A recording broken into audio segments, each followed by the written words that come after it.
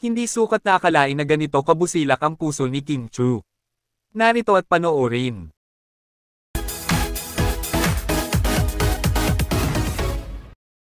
Sa naging segment ng Throwback sa It's Showtime kahapon, October 3, ay ang mga naging players ay taga-Barangay 439 Sampaloc, Manila. Kung saan sila ang mga nasunugan ng bahay sa nasabing lugar. At ang mapalad ng na naglaro sa nasabing segment ay si Nanay Bean. Unang box ng pinili ni Nanay Bean ay yung kay Kim Chu. At laking gulat nga ng ating Chinite Princess nang malaman niya na si Nanay Bean pala ay isang solid Kim Pao fan. Na sobrang ang ikinatuwa at ipinagpasalamat ni Kim Chu. Nang matapos nang sabihin ni Kimi ang kanyang trivia para sa box na hawak niya, ay ibinahagi nga ni Jong Hilario kay Kimi na si Nanay Bean ay biktima at nasunugan ng bahay.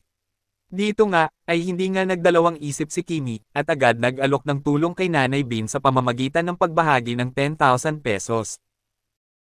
Dahil nga dito, ay hinangaan ng mga It's Showtime hosts at ng madlang people ang multimedia idol at superstar.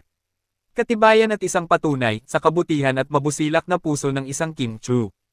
Kaya naman, hindi nakakapagtaka na deserve talaga ni Kimi ang lahat ng blessings, achievements, at pagmamahal na natatanggap niya sa buhay. Kayo, anong masasabi nyo tungkol dito? Just comment down below.